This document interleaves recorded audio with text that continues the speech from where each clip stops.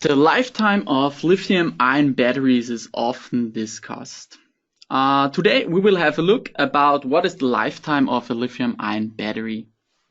I welcome you, ladies and gentlemen, to our Fronius webinar here from Wales. My name is Michael Raunig, and together with my colleague Sandro Köhl, we will guide you through this webinar today. If you have any questions during the webinar, please feel free to use our chat function to ask us these questions. And we will then answer your questions after the webinar or in the chat function. So let's have a look what's on the agenda today. So first of all, we will have a look on the architecture and the chemistry of a battery cell itself. So we will have a look on the battery system design as well as the comparison of cell chemistry. So we will have a look on the different cell chemistries that are out there on the market and which application is best for which cell chemistries. Second on, there is of course the battery management system, and we will have a look on what a battery management system is and what it does in case of a battery system. So we will have a look on the control of charging and discharging function, the thermal management, so the behavior of the cells in regards to the temperature, to the ambient temperature, and the BMS, so the battery management system, the influence on the cycle stability of each system. Furthermore, we have a lifetime analysis for you, so we will have a closer look on the analysis for the lifetime of our Fronius solar battery system, as well as a lifetime forecast of what we think a battery system will deliver over the years. Last but not least, we will give you a short summary of this knowledge. So first of all, let's have a look on the architecture and chemistry of a battery cell. After all, battery is not similar to a battery. There are lots of different battery systems and characteristics for each battery system. So first of all, it's important to note that there are lots of different cell chemistry out there, as well as different cell architectures on the market. And regarding to the application of each cell, it is important to note that each cell chemistry has its own characteristics and therefore is different for every application. Furthermore, there is the battery management system, and regarding on this system, it is possible to control, for example, the system down to the cell level, and of course the control of the charging and discharging process. So all these characteristics influence then of course the characteristics of the battery system, and therefore of course the useful lifetime of the system. It depends on the cycle stability as well as the calendar aging. So this is in this case the cycle stability, the possible numbers of charging and discharging processes that a battery system can deliver, as well as the calendar aging is the aging process on the cell level itself over time. Furthermore, there is of course the C rate that we will have a closer look later on. And the C rate describes the possible charging and discharging power of a battery cell.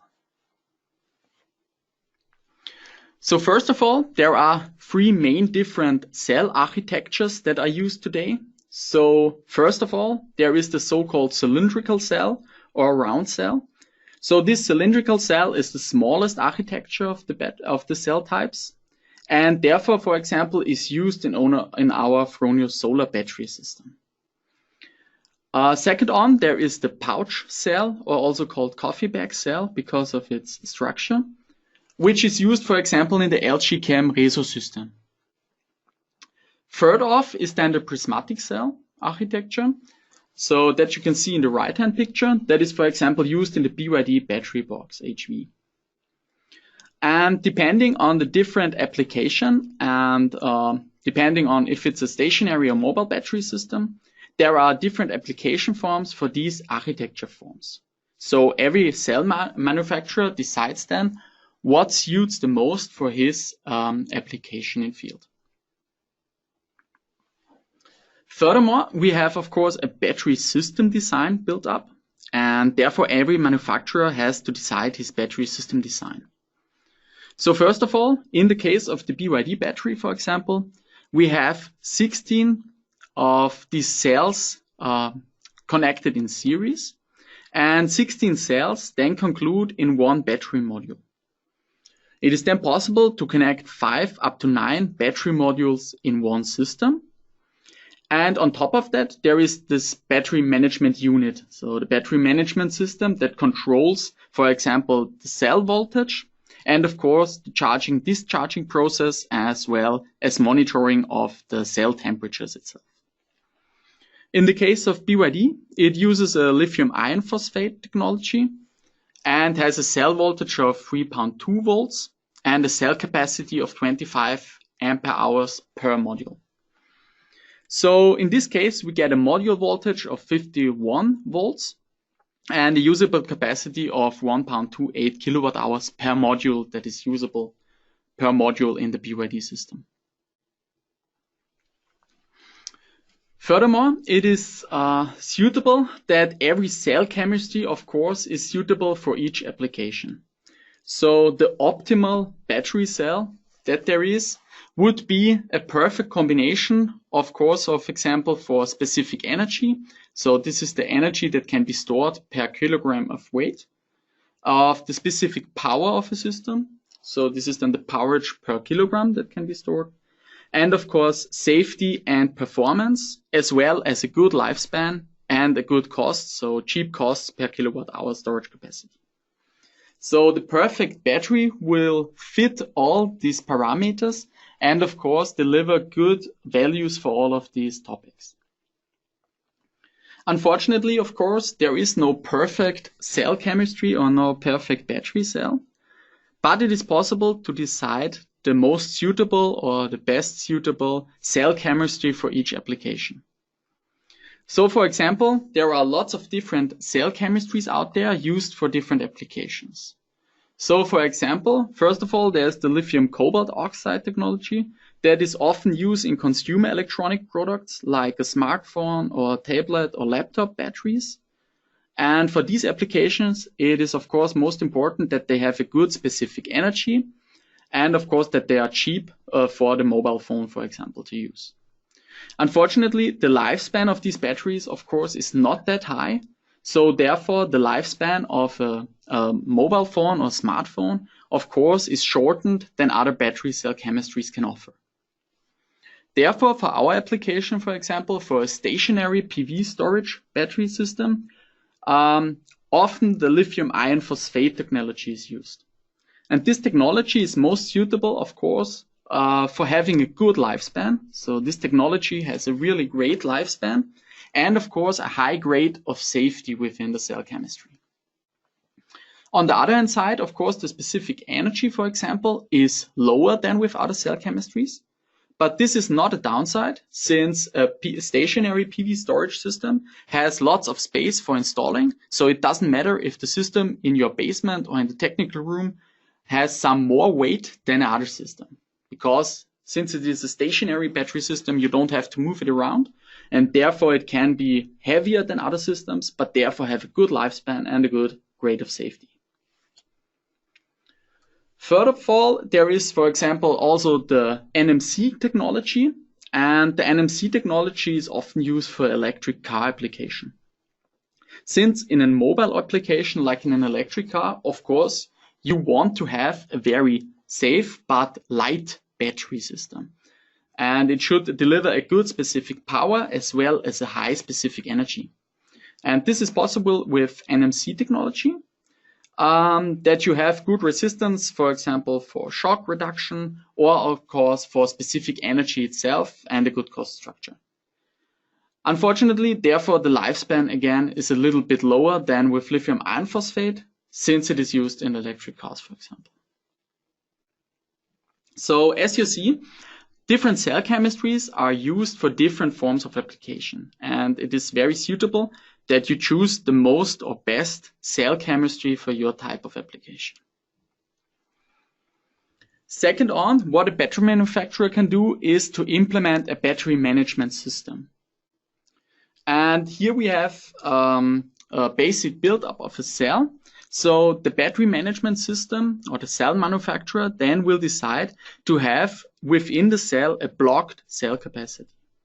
So within each cell, we have this nominal capacity. So this is the gross capacity that the cell is capable of delivering. And we have the usable capacity, so the net capacity.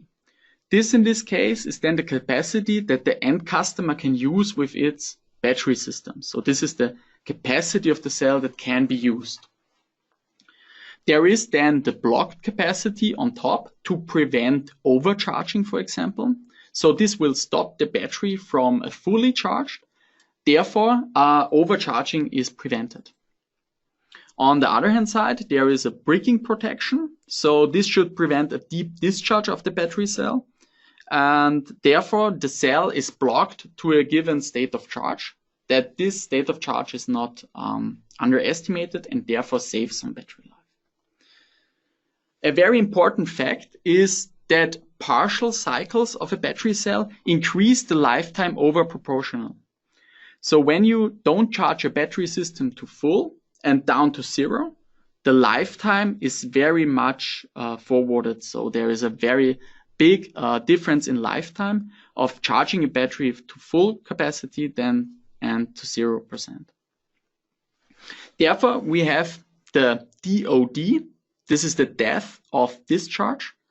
And in comparison, for example, your smartphone battery, for example, will have a DOD of 100%. So this battery cell will be charged to 100% and down to 0. Whereas, for example, a stationary PV battery system or electric car battery system, it has a DOD, so a depth of discharge of only 80%. So 20% of the nominal capacity of the cell is blocked for the end user and can't be used. So therefore, the value that you want to know for your system is the net capacity, the usable capacity that you can choose.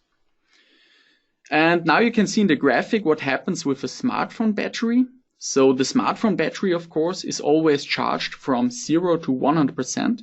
So if you get it down to 0% and then charge it up to 100% again.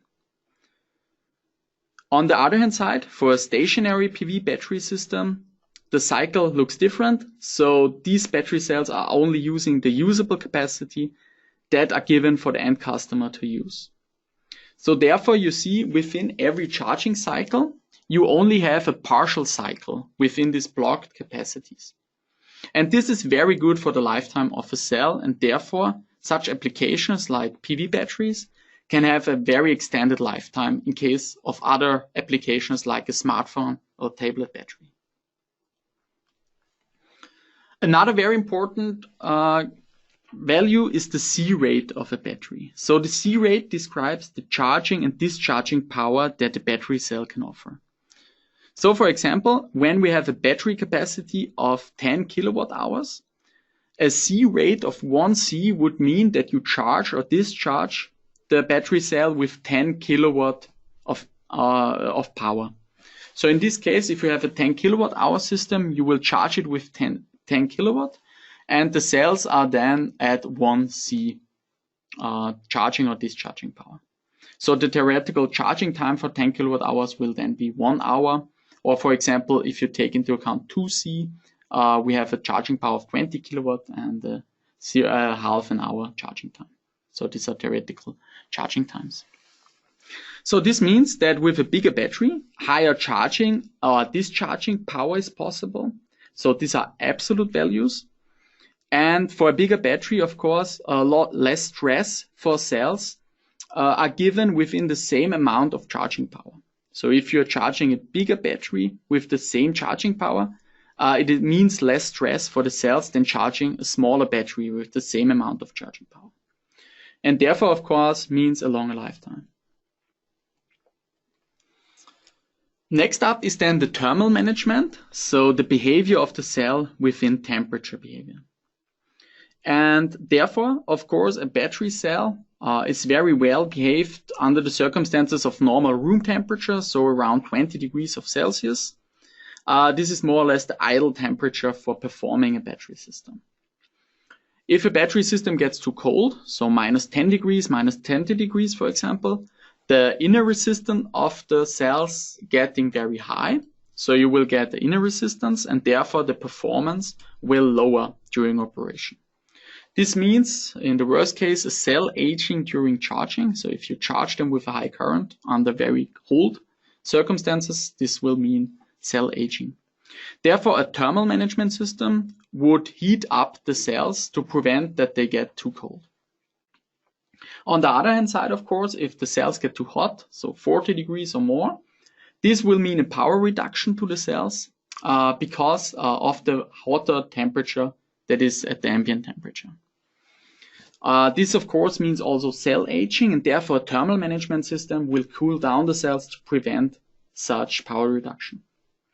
In our case of a PV battery storage system, this would mean that we have the idle temperature, because in your basement or in the technical room, we would have a temperature from 10 up to 20 degrees of Celsius, for example, and this is really the idle temperature.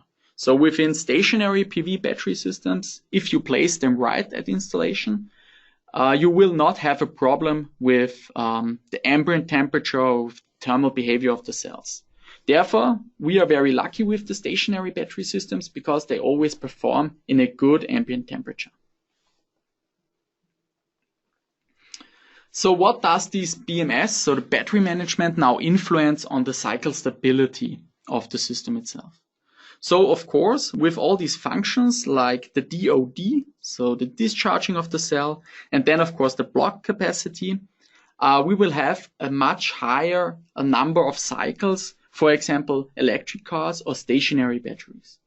In comparison of a smartphone or notebook battery, where we always charge and discharge it, and depending of course of the cell chemistry, we will have a lower cycle stability and a shorter lifetime of the cells, in comparison, for example, of an electric car or a stationary battery that can do a very high amount of circles, so the cycle stability is much more higher than, for example, with a smartphone battery. Next up, we have a lifetime analysis for you. So first of all, the influencing factors to the lifetime of a battery are divided into two different parameters. First of all, there is the cycle stability, and the cycle stability describes the aging by usage of the cell itself.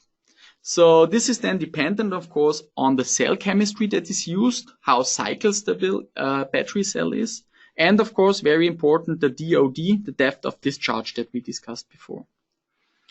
Again, the partial cycles, they increase the lifetime of the battery over proportional. So in this case, when there are only partial cycles done, this is very good for the lifetime.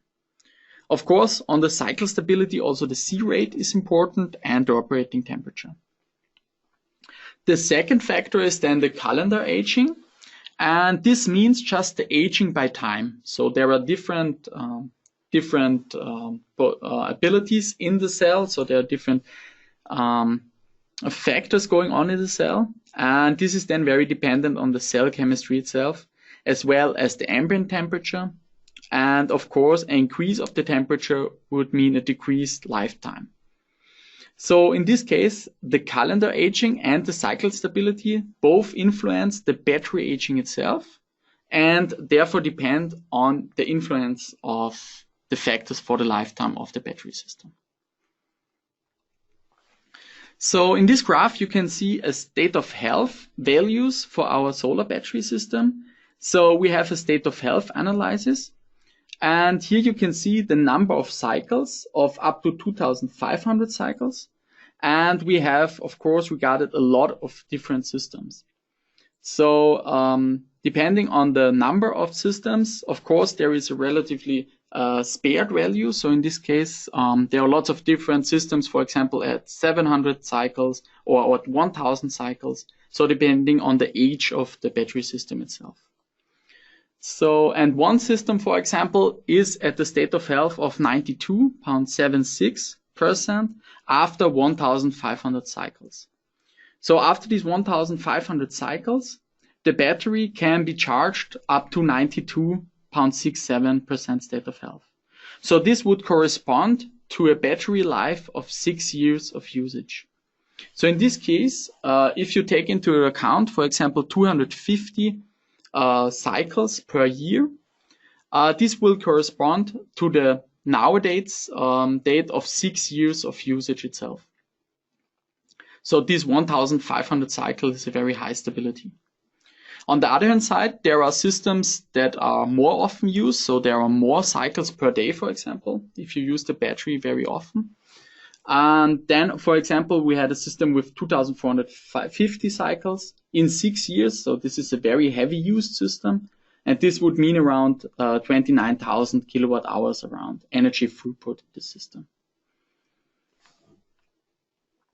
So on the other hand side, with these values, we can make a forecast, so a state of health forecast for each battery system.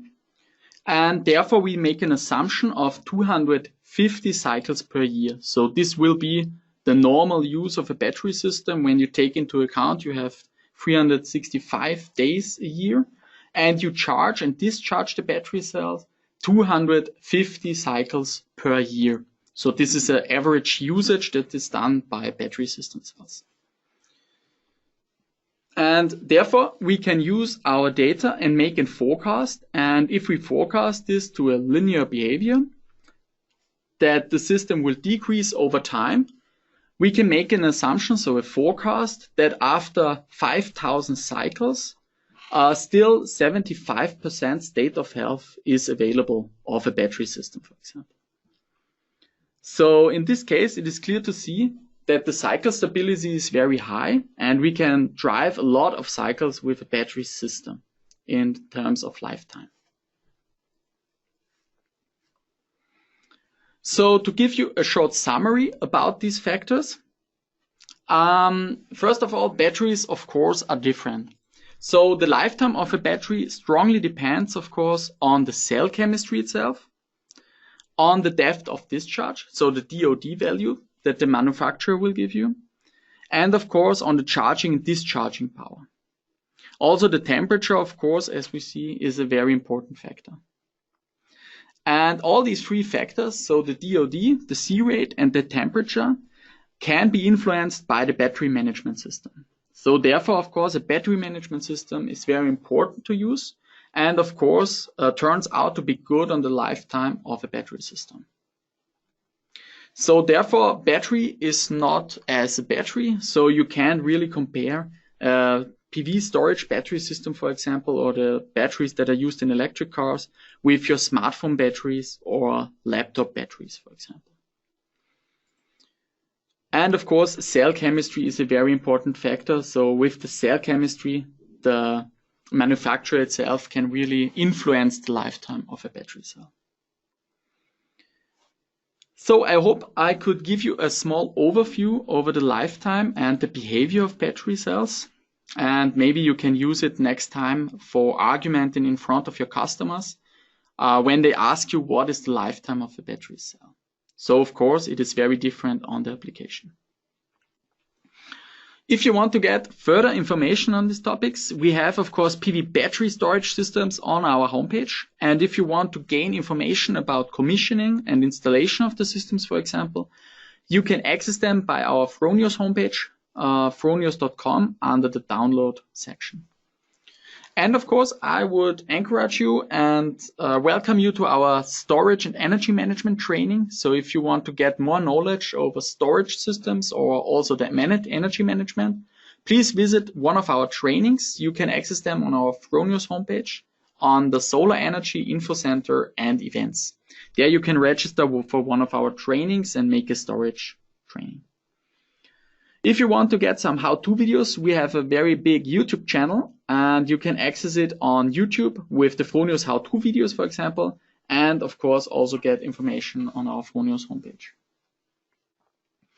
So I thank you so much for tuning in today, and of course I will be pleased to welcome you back at one of our next webinars, or maybe to see you in one of our trainings here in Wales at Fronius.